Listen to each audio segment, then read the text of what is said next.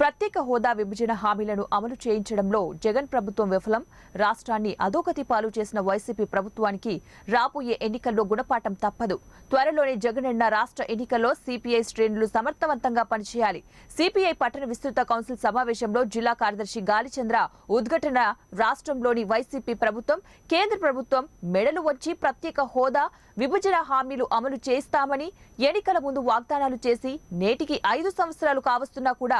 ఒక్కటి కూడా ఆచరణలోకి తీసుకురాలేదని, రాష్ట్రంలోని వైసీపీ సర్కార్ కేంద్రంలోని నరేంద్ర మోదీ ప్రభుత్వంకు సాగిల పడిపోయిందని, త్వరలోనే జగనన్న ఎన్నికలలో మాట మార్చిన కేంద్ర రాష్ట్ర ప్రభుత్వాలకు గుణపాఠం తప్పదని భారత కమ్యూనిస్టు పార్టీ కడప జిల్లా కార్యదర్శి గాలిచంద్ర హెచ్చరించారు. శనివారం సిపిఐ పట్టణ విస్తృత కౌన్సిల్ సమావేశానికి పడిగె వెంకటరమణ అధ్యక్షతన వహించగా ముఖ్య అతిథిగా హాజరైన ఆయన మాట్లాడుతూ, రాష్ట్రంలో నాకు ఒక్కసారి అవకాశం కల్పించి మెజార్టీ పార్లమెంటు స్థానాలు గెలిపిస్తే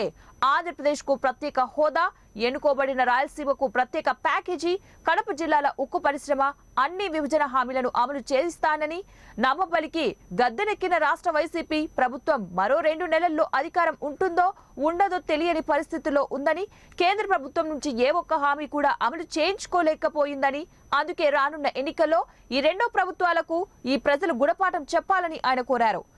కేంద్రంలోని నరేంద్ర మోదీ ప్రభుత్వం మతం అజెండా పరమావధిగా చేసుకుని నేడు దేశవ్యాప్తంగా అయోధ్య రామ మందిరాన్ని తమ పేటెంట్ హక్కుగా ఒక ప్రచార కార్యక్రమంలో రాజకీయాలకు వాడుకుంటుందని, మత విశ్వాసాలతో ముందుకు సాగే ఏ పార్టీ ఈ దేశంలో బ్రతికి బట్టకట్టిన దాఖలాలు లేవని, భారతదేశం భిన్న మతాలకు కులాలకు అతీతులైనటువంటి లౌకిక ప్రజాస్వామ్య విలువలతో ముందుకు పోతుందని,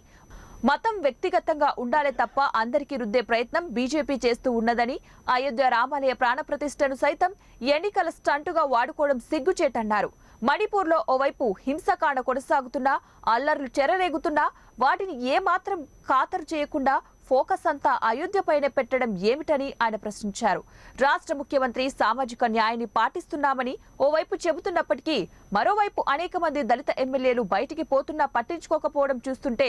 ఇదేరా సామాజిక న్యాయమని ఆయన ప్రశ్నించారు. రాష్ట్రంలో అన్ని వర్గాల ప్రజలకు వ్యతిరేకంగా నడుస్తున్న వైసీపీ ప్రభుత్వాన్ని రాబోయే ఎన్నికల్లో బొందబెట్టడానికి పార్టీ శ్రేణులు అవిశ్రాంతంగా కృషి చేయాలన్నారు. జగన్ పాలనలో చేసినటువంటి అభివృద్ధి ఇవాళ నీటిపారుదల ప్రాజెక్టులో పూర్తి కావచ్చు, లేకపోతే పారిశ్రామిక రంగ అభివృద్ధి కావచ్చు, రోడ్లు లేకపోతే మౌలిక సదుపాయాల కల్పనలో విషయంలో కావచ్చు,